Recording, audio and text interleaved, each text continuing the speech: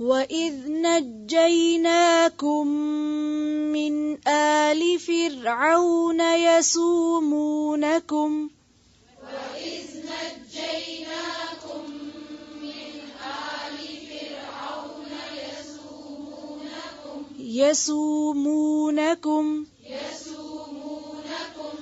يَسُومُونَكُمْ سُوءَ الْعَذَابِ يُذَبِّحُونَ أَبْنَاءَكُمْ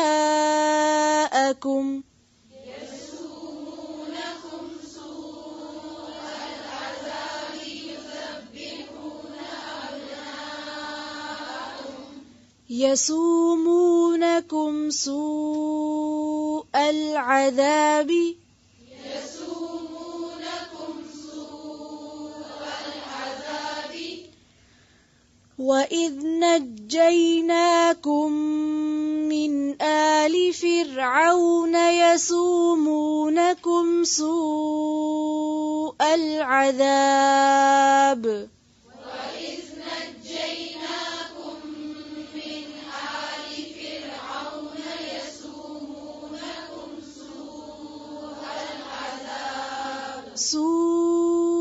الْعَذَابِ حمزہ اور عین کی آواز میں فرق ہے، پھر سے پڑھیں. يُذَبِّحُونَ أَبْنَاءَكُمْ وَيَسْتَحْيُونَ نِسَاءَكُمْ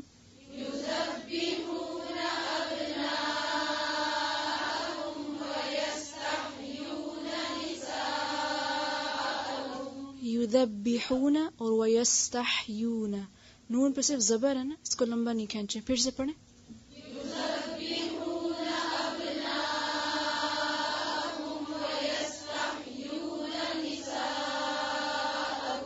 پینسل سب کی قرآن پاک پہ ہیں، اگر رکھیں گے تو یاد رہے گا، مارک کرنا، ورنہ نہیں یاد رہے گا. پھر سے پڑھیں. یذبحون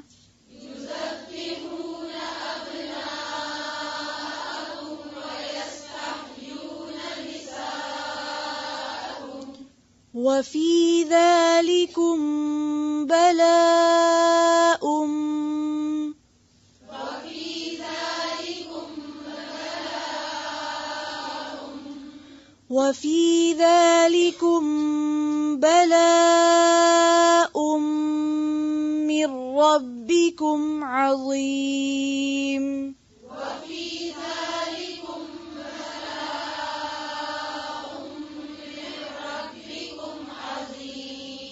مِّن رَّبِّكُمْ عَظِيمٌ.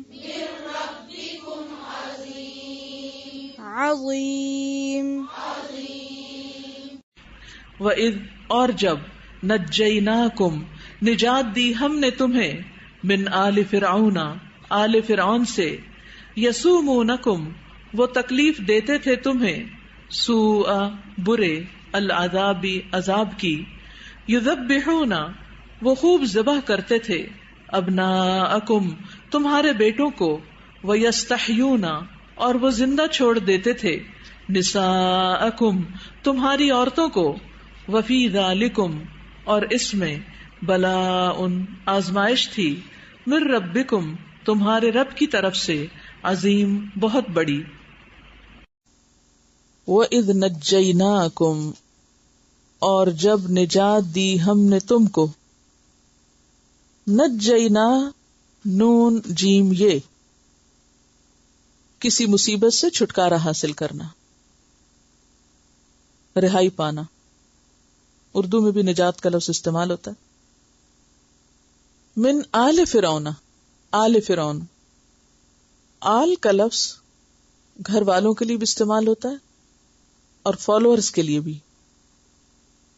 یعنی آل فرعون میں فرعون کے گھر والے، اس کے پیروکار، اس کا لاؤ لشکر، اس کے فالوورز سب شامل ہیں. ہم نے تمہیں آل فرعون سے نجات دی. یسومونکم وہ تکلیف دیتے تھے تم کو. یسومون کا لفظ جو ہے سین واو میم سے ہے، سوم. ساما، یہ سوم ایسی تکلیف کو کہتے ہیں جس میں ذلت اور خواری بھی ہو، یعنی صرف تکلیف نہیں، ذلت بھی، بے عزتی بھی. سوء العذاب، برا عذاب. سو کا لفظ جو ہے ہر برائی کے لیے آتا ہے، اور ہر وہ چیز جو انسان کو غم میں مبتلا کرے، اسی سے لفظ سیئ بھی ہے. ناگوار اور بدصورت چیز کے لیے بھی آتا ہے. ظاہری اور مانوی دونوں طرح کی بدصورتیوں کے لیے آتا ہے، یعنی صرف ظاہری نہیں بلکہ مانوی بدصورتی بھی شامل ہے. تو سوء العذاب، برا عذاب. یذبحون، یذبحون کا روٹ ہے ذال بے ہے، ذبح کرنا. ویسے تو ذبح کا مطلب بھی ذبح کرنا ہے، لیکن ذبح آیا ہے تو اس کا معنی ہے پلاننگ اور اہتمام کے ساتھ تکلیف دے کے ذبح کرنا. یعنی ایک ذبح کرنا کیا ہے؟ جیسے بکروں کو آپ ذبح کرتے ہیں ایک سیدھے طریقے سے، جو ذبح کرنے کا نارمل طریقہ ہوتا ہے. اور یذبح ہونا کا معنی کیا ہے؟ کہ تکلیف دے کے ایک خاص طریقے سے ذبح کرتے تھے. ابناءکم، ابنا کس کی جمع ہے؟ ابن کی. ابن کی جمع ابنا بھی ہوتی ہے اور بنون بھی ہوتی ہے. یوم لا ینفع مال ولا بنون. یستحیون، یستحیون کا روٹ ہے یہ مانا ہے زندہ چھوڑ دیتے تھے. اس سے ملتا جلتا لفظ پیچھے بھی پڑھا ہے آپ نے، لا یستحی.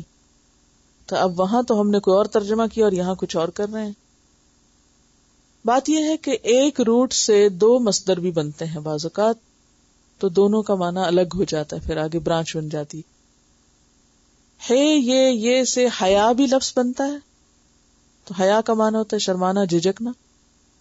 اور یہ سے حیاتن یعنی زندگی کا معنی بھی آتا ہے. تو یستحیون زندہ چھوڑ دیتے تھے، زندہ رہنے دیتے تھے. نساءکم تمہاری عورتوں کو. نساء کا لفظ بڑی عورتوں کے لیے بھی آتا ہے اور چھوٹی بچیوں کے لیے بھی آتا ہے. وفی ذالکم، اور اس میں بلاؤن، بلا تھی.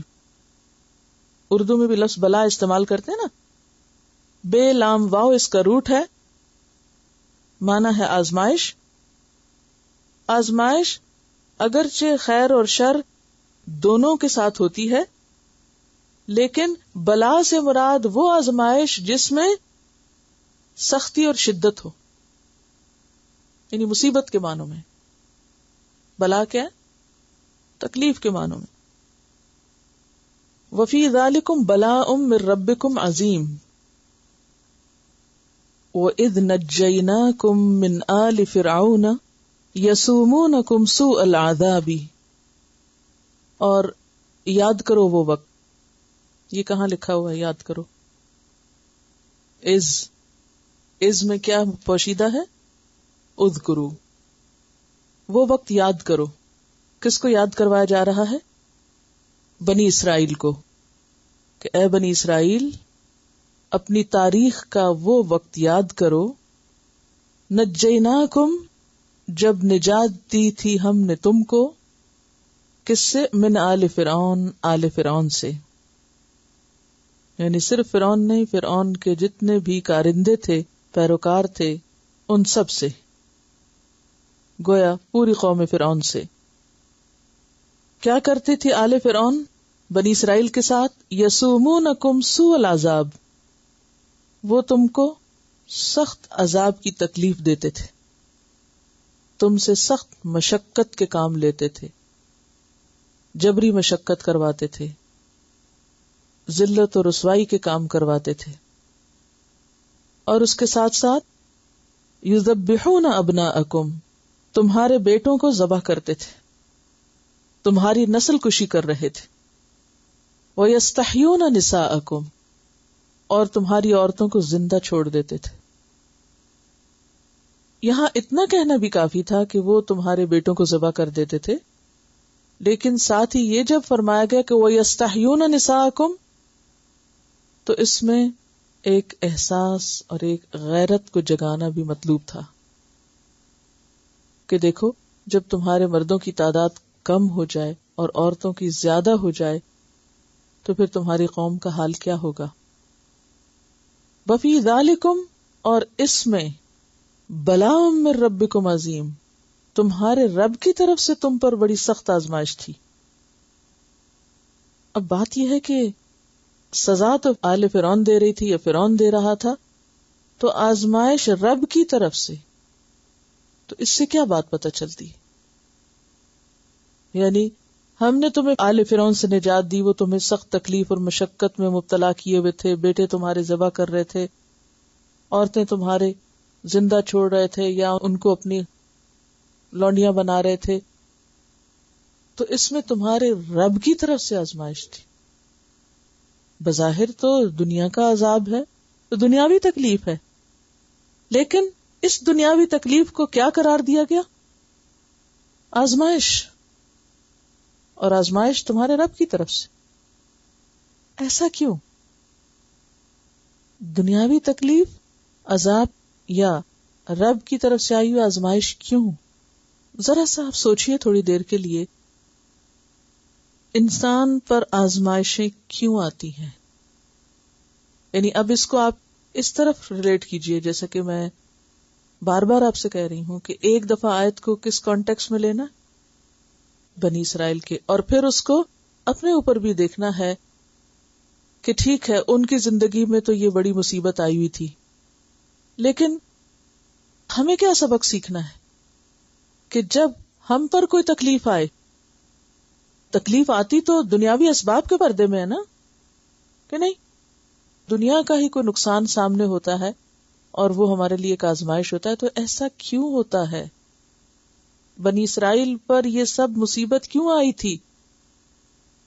کیونکہ وہ اپنے اصل رستے سے ہٹ گئے تھے. تو اللہ تعالی بندوں کی بھلائی کے لیے بعض اوقات ان کو آزمائش میں ڈالتا ہے کہ وہ ہوش میں آئیں، اپنی غلطیوں کے بارے میں سوچیں. عام طور پر ایسا ہوتا ہے نا، آپ سب کا یہ ایکسپیرینس ہوگا کہ جب کوئی تکلیف آتی ہے تو آپ فوراً کیا سوچنے لگتے ہیں؟ کوئی غلطی ہوئی ہے نا؟ اور ایسا ہی سوچنا چاہیے. جب اپنے پہ تکلیف آئے تو کیا سوچیں؟ ضرور میری سے کوئی غلطی ہوئی ہے، اللہ تعالیٰ مجھے کوئی سبق سکھانا چاہتا ہے، دنیا میں ہی مجھے پلٹنے، رجوع کرنے اور توبہ کرنے کا موقع دے رہا ہے. اور اگر کسی اور پر تکلیف آئے تو کیا سوچنا چاہیے؟ یہ نہیں اس وقت سوچے کہ ضرور کوئی غلطی کی ہوگی نا تو پکڑ ہوئی ہے.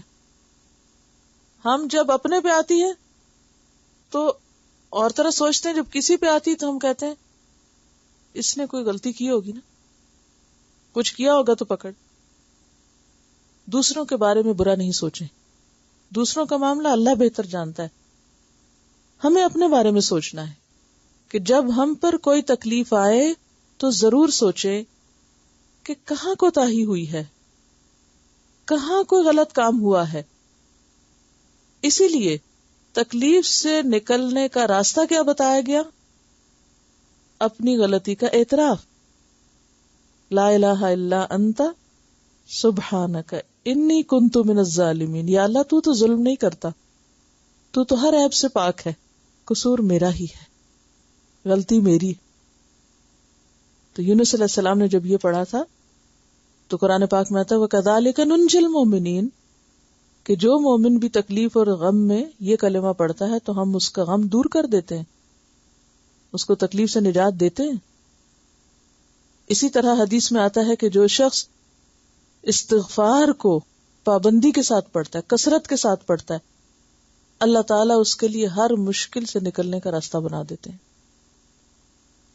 دنیا امتحان تو ہے، دنیا میں انسان کو ایک طرف نعمتیں دی گئی ہیں اور دوسری طرف اس کے ساتھ ساتھ تکلیفیں بھی ہیں. پھول کے ساتھ ہی کانٹا ہے.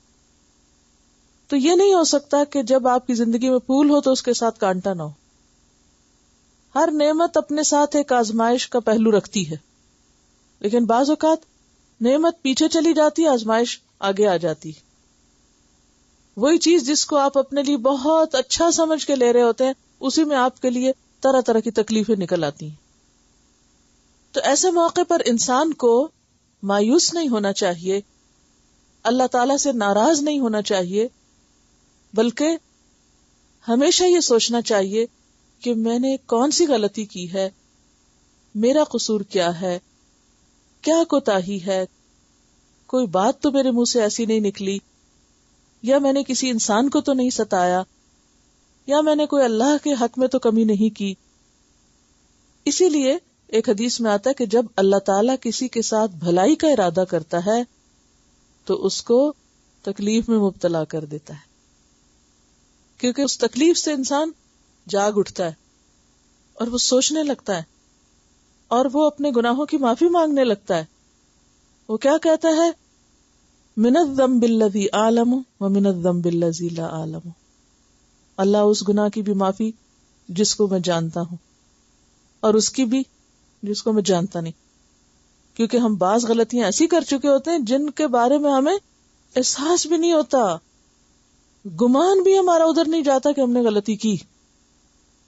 اسی لیے ہمیں استغفار کی جو مختلف دعائیں سکھائی گئی ان میں سے ایک دعا یہ بھی ہے، اللہم اغفر لی ما قدمت وما اخرت وما اسررت وما اعلنت وما انت اعلم به منی.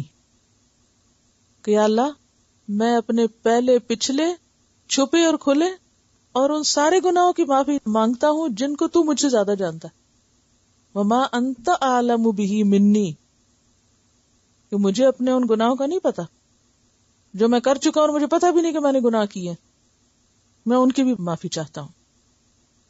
ایک اور دعا میں آتا ہے اللہم اغفر لی ذنبی کلہ، اللہ میرے سارے گناہ معاف کر دے، دقہ و جلہ، اولہ و آخرہ، علانیتہ و سرہ. کہ یا اللہ چھپے کھلے اول آخر سارے کے سارے گناہ معاف کر دے. یعنی کوئی شخص یہ نہیں کہہ سکتا کہ میں نے گناہ نہیں کیا، میری کوئی غلطی نہیں. جو یہ کہتا ہے وہ اللہ کی نظر میں سخت ناپسندیدہ، اور جو اعتراف کر لیتا ہے وہ اللہ کے قریب ہو جاتا ہے. اور آزمائشیں آتی کس لیے ہیں؟ کہ انسان ہوش میں آئے، پلٹے. بنی اسرائیل کے اوپر آزمائشیں کیوں آ رہی تھیں؟ کیونکہ وہ اللہ کے چنے ہوئے لوگ تھے، مگر انہوں نے اس کا حق ادا نہیں کیا، اس نعمت کا انہوں نے شکر ادا نہیں کیا، اپنی ذمہ داری پوری نہیں کی. یہ پیچھے کی آیت میں آپ نے کیا پڑھا؟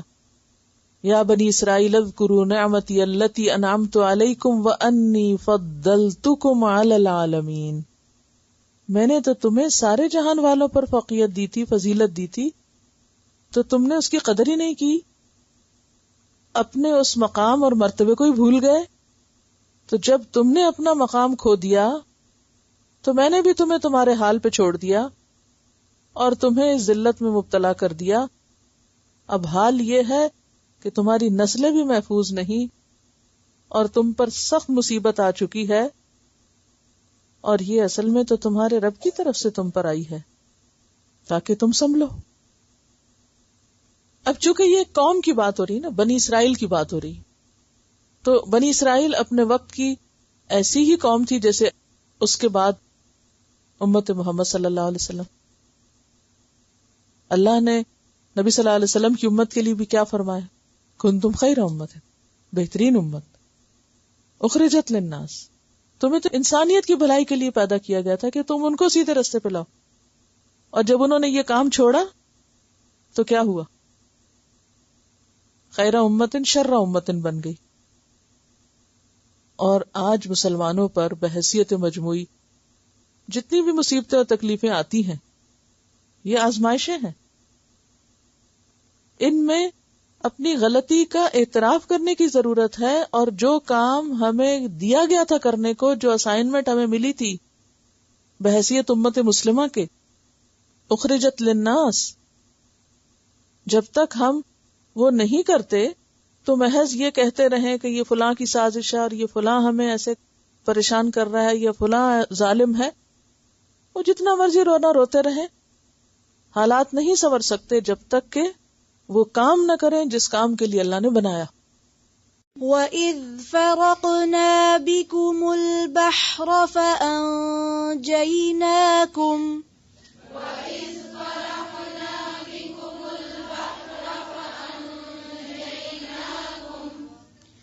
وَإِذْ فَرَقْنَا بِكُمُ الْبَحْرَ فَأَنْجَيْنَاكُمْ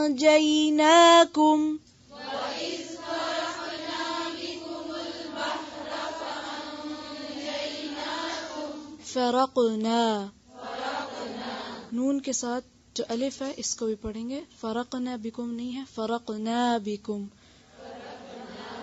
جی.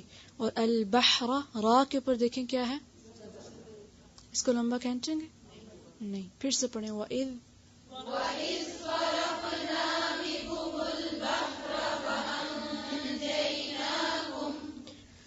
وَأَغْرَقْنَا آلَ فِرْعَوْنَ وَأَنْتُمْ تَنْظُرُونَ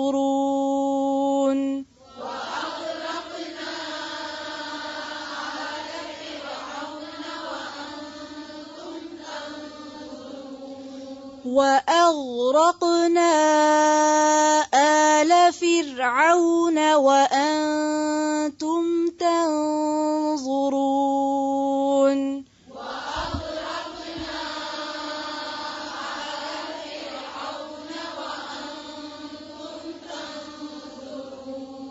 فرعون وَأَنْتُمْ تَنْظُرُونَ.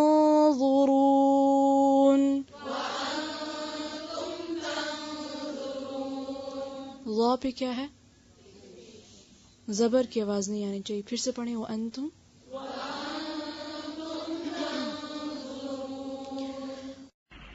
وَإِذْ اور جب فرقنا پھاڑا ہم نے بکم تمہارے لیے البحر سمندر کو فَأَنْجَيْنَاكُمْ پھر نجات دی ہم نے تمہیں وَأَغْرَقْنَا اور غرق کر دیا ہم نے آل فرعون آل فرعون کو وَأَنْتُمْ اور تم تنظرون تم دیکھ رہے تھے.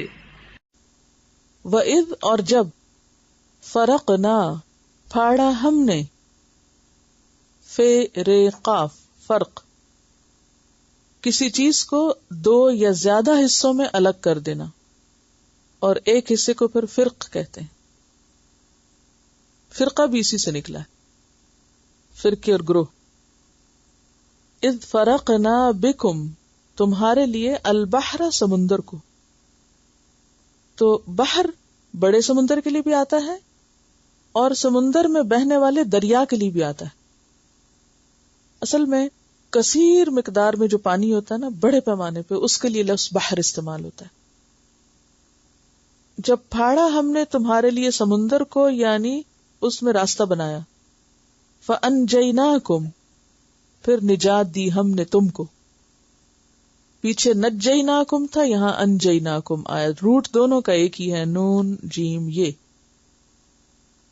وَأَغْرَقْنَا اور غرق کر دیا ہم نے، غین رے قاف اس کا روٹ ہے ڈوب جانا، غرق ہونا. آل فرعون آل فرعون کو، اس کے سب لاؤ لشکر کو. وَأَنْتُمْ اور تم تنظرون تم دیکھ رہے تھے. تنظرون کا روٹ کیا ہوگا؟ نون زوئے رے نظر. نظر اردو میں بھی لفظ استعمال ہوتا ہے. تم دیکھ رہے تھے.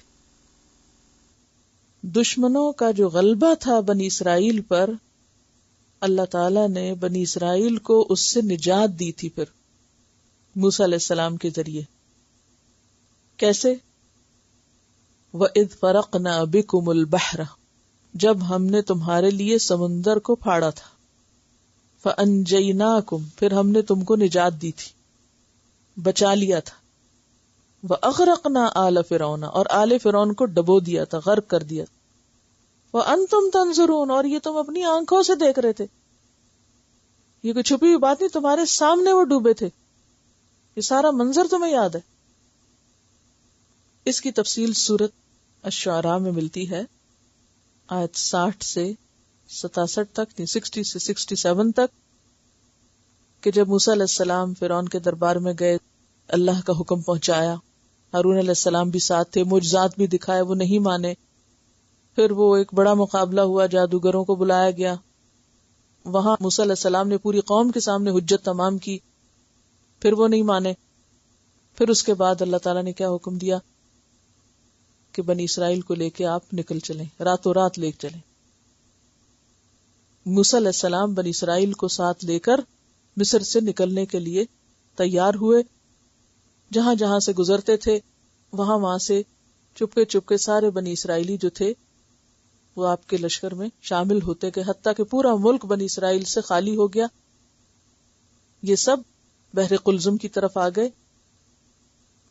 جب یہ نکل آئے تو پیچھے سے فرعون کو پتا چل گیا کہ یہ تو سارے غائب ہو گئے، یہ کہاں گئے. اس نے بنی اسرائیل کا پیچھا کیا. سورۃ شعراء میں آتا ہے فَأَتْبَعُوهُمْ مُشْرِقِينَ، جب سویر ہوئی، سورج نکلا تو دیکھا کہ کہاں گئے، کوئی کام پہ نہیں آیا، تو اس نے پوری قوم کو اکٹھا کیا، یعنی فرعون نے بھی سب کو اکٹھا کیا اور ان کے پیچھے چل پڑے، بنی اسرائیل کو پکڑنے چل پڑے. فَأَتْبَعُوهُمْ مُشْرِقِينَ فَلَمَّا تَرَاءَ الْجَمْعَانِ، جب دونوں جماعتیں آمنے سامنے آ گئی، یعنی یہ پہنچ گئے پیچھے، تو کیا ہوا؟ قَالَ أَصْحَابُ مُوسَىٰ، موسیٰ کے ساتھی یعنی بنی اسرائیل کہنے لگے اِنَّا لَمُدْرَكُونَ، ہائے ہم پکڑے گئے، ہم تو پکڑے گئے. قَالَ كَلَّا، اب دیکھیے موسیٰ علیہ السلام کس طرح بولتے، ہرگز نہیں، اِنَّ مَعِیَ رَبِّی، میرے ساتھ تو میرا رب ہے، سَیَہْدِینِی، وہ مجھے راہ دکھائے گا کہ مجھے کدھر کو جانا ہے، اس کے حکم سے میں تمہیں لے کے نکلا ہوں. اور جیسے بنی اسرائیل کی عادت ہے، معلوم نہیں کتنا پریشان کیا ہوگا موسیٰ علیہ السلام کو کہ تم تو ہمیں لے کے جا رہے تھے کہیں، دیکھو وہ تو سارے پیچھے آ گئے، ہم تو پھر پکڑے گئے. تو موسیٰ علیہ السلام اس وقت، آپ خود سوچیے، ایک طرف دشمن کا لشکر اور ایک طرف اپنی قوم جو کسی طرح سیدھی نہیں ہو پاتی، کیا حالت ہوگی ان کی اس وقت. لیکن اس غم کے ہجوم میں بھی ایک طرف خوف اور ایک طرف غم. غم اپنوں کا ہوتا ہے نا، جو عین موقع پہ باتیں بنانا شروع کر دیں. خوف اور غم کے بیچ میں لا خوف علیہم ولا ہم یحزنون، کلا ان معی ربی سیہدینی، میرے ساتھ میرا رب ہے، وہ مجھے راستہ دکھائے گا.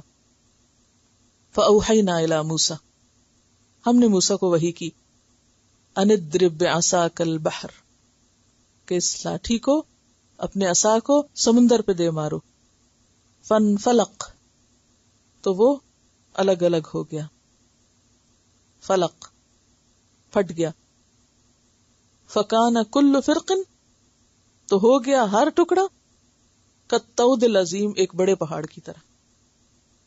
یعنی لاٹھی ماری، پانی کی لہریں دو طرف کو اٹھی اور ایسے جیسے پہاڑ کی طرح کھڑی ہو گئی، بیچ میں سے کھلی سڑک نکل آئی، دوسرے بھی پیچھے آ گئے قریب. بنی اسرائیل تو سب سڑک پہ چل پڑے اور اتنے میں پیچھے سے دوسرا لشکر بھی آ پہنچا. اب کیا ہوا؟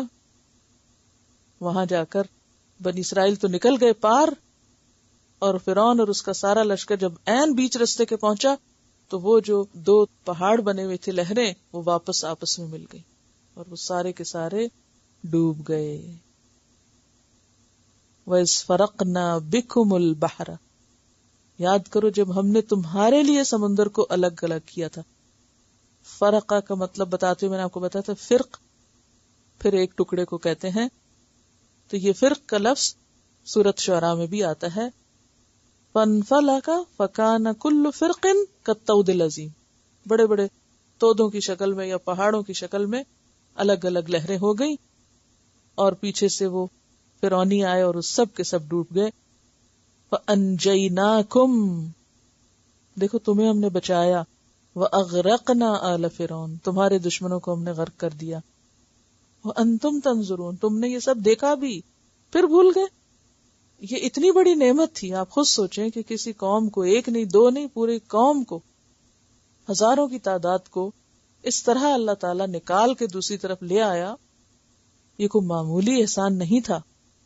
اسی نعمت کا یہاں پر ذکر کیا جا رہا ہے.